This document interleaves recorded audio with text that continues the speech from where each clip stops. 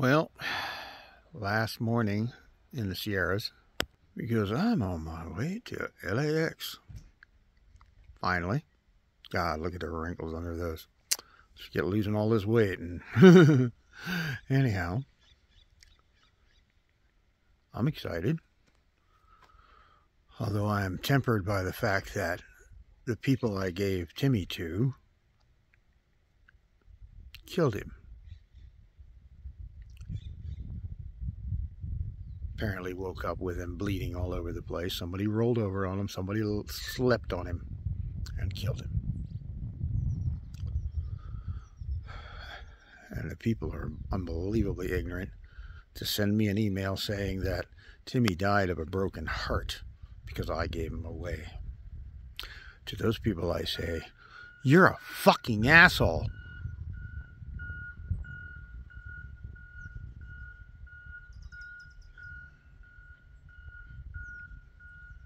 More to follow. Hey everybody, we are at the terminal, babe. We are in LAX. This is after the TSA. By the way, they let me bring my stick through this far. They may take it away from me in the plane,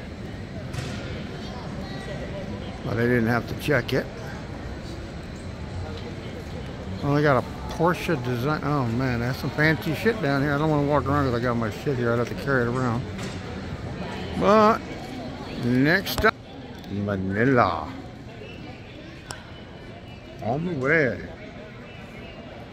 Well, we're up on the plane.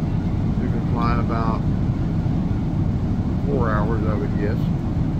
We've got a ways to go. 16-hour flight. And of course, the TV don't work. I paid for the internet. The internet doesn't freaking work. Cuts out every 5 minutes. Every seat in the plane is good except for the three here where we're sitting. All three of us having issues with it.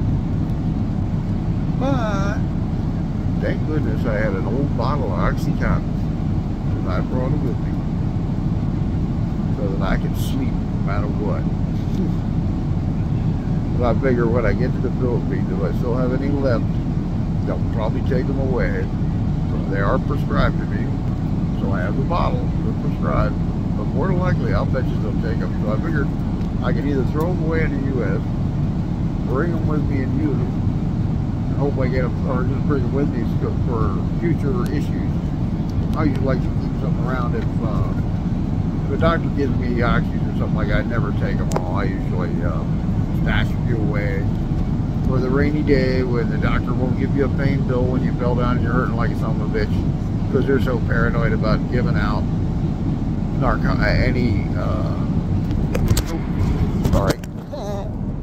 I'm actually using my pad to light up what I'm doing because it's dark in here and I don't want it. People are sleeping.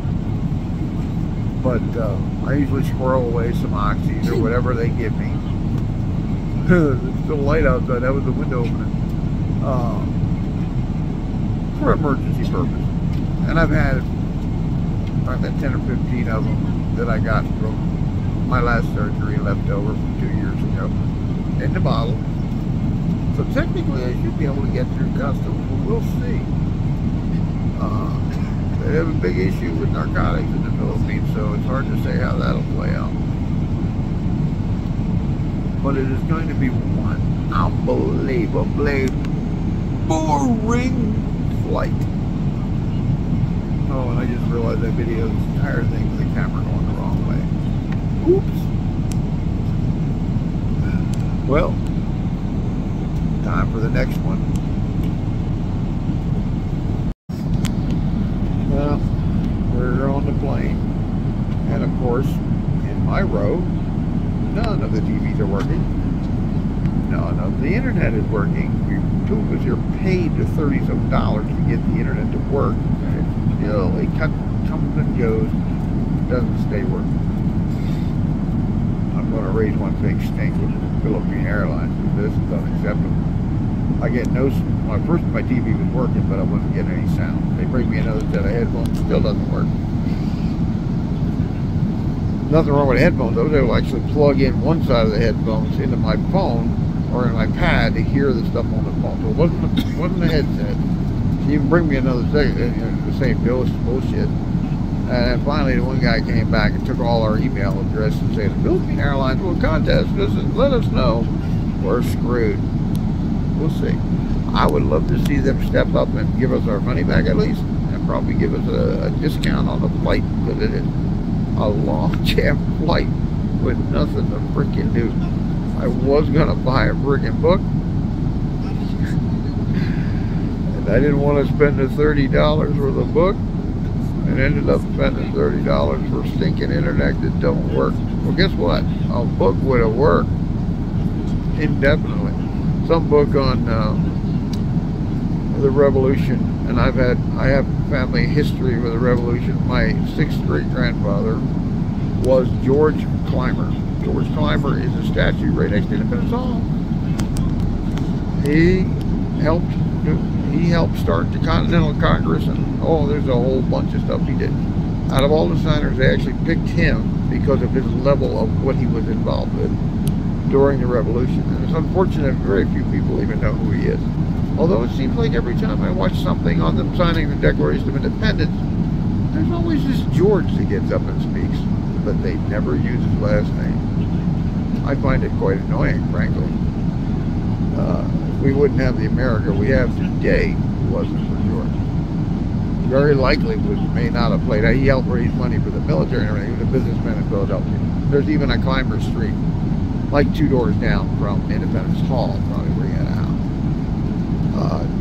George was one of the few who signed the Declaration of Independence and the Constitution. And frankly, our family, we got Daniel Boone in the family tree. We got Abraham Lincoln in the family tree. Henry Pierpont Morgan, the railroad baron. I mean, it just goes on and on. We first got here in the 1690s. Believe it or not, I used to drive right past the family homestead every single day on my way to school, which is now all restored. Look up Morgan Log Home on the internet. It'll pop right up. And that's our original family homestead, except for that is not the original building. And we must have a rock star in the family tree, because the last time I was over there, about 10 years ago, they had a family reunion, and they said some rock star showed up. But I don't know who the hell it was. But the original name is Morgan. No, Morgan's my middle name, so I actually use that as my first name. And I know that sounds completely boring and totally useless, and I believe there's a theory that you can learn something useless every single day. And every now and then you can use it. Anyway, I will tie this video together with my last rant about the damn dog being murdered. I'd like to know how a person can actually sit down and write an email. And I'll screenshot this and put this video, this text that they sent me. They told me that my dog died from a broken heart. He bled to death from a broken heart. And it was my fault that he died. I don't know about you, but last time I seen a dog that wanted to die from a broken heart, it starved itself to death. They can't blow their hearts up. It's the most ridiculous thing I've ever heard of in my life. And these bastards have the gall to tell me it's my fault. They squished him. They crushed him. They slept on him. They sat on him. They slammed the door on him. Something. They crushed him. He was always one for running through doorways when he wasn't safe. I had to be real careful bringing him through doors.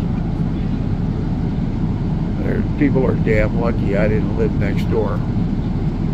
That would have been a big... I would have went over there and figured out a way to get him to a vet, one way or another. But they just left him lay there until he... I mean, he must have been in incredible pain for over an entire day.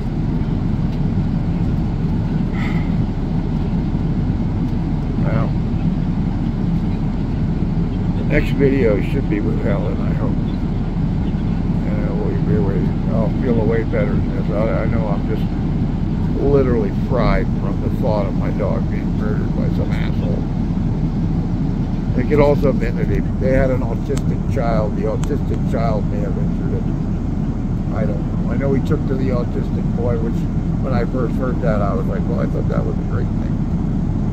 But that kid could have rolled over on him in bed. I know when I would roll over, I had to be very careful where I would put my legs, because he liked to crawl down around his legs. And I had to be real careful. I didn't squish him. I came very close, at least, probably at least 10 or 15 times in the 2 years I had him. Best damn dog I ever had.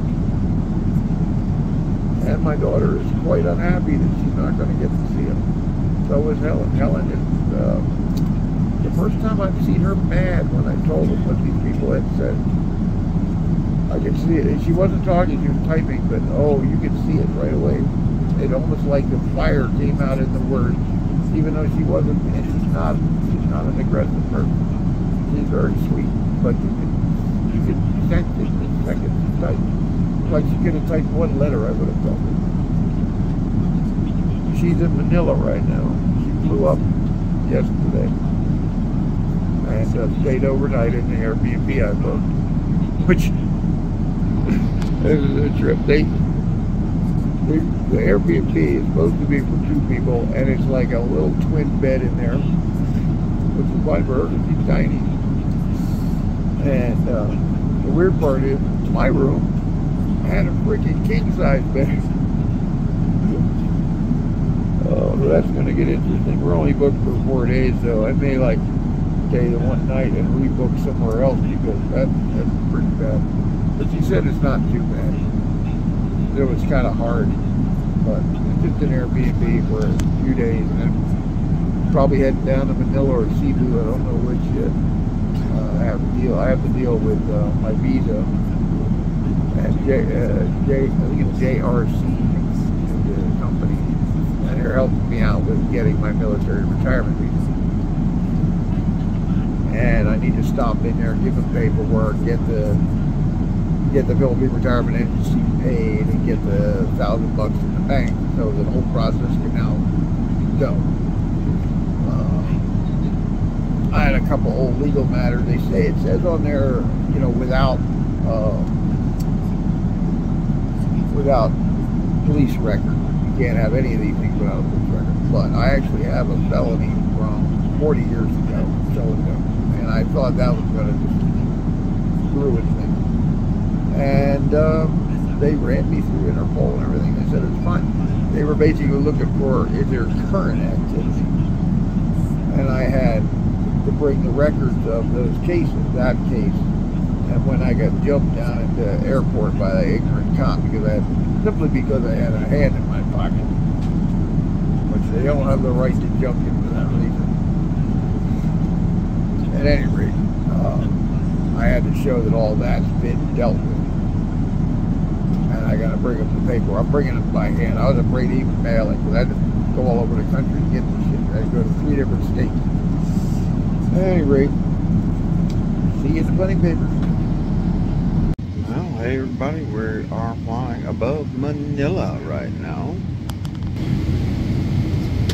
Well, I should be landing in 10 minutes, 15 minutes maybe. And here we are, the end of the, well, end of one journey, the beginning of another. Actually, isn't even the end of this journey, because I got to go down to Dumaguete and Cebu yet. But I'm in the Philippines, baby. Well, I'm above the Philippines, but not above them. And for some reason, I can't get Helen on the phone. It always bugs me when this happens. I don't know whether it's brown out or something else causing the stuff to not go through. I hope for the best. Certainly going to find out when I get off the plane.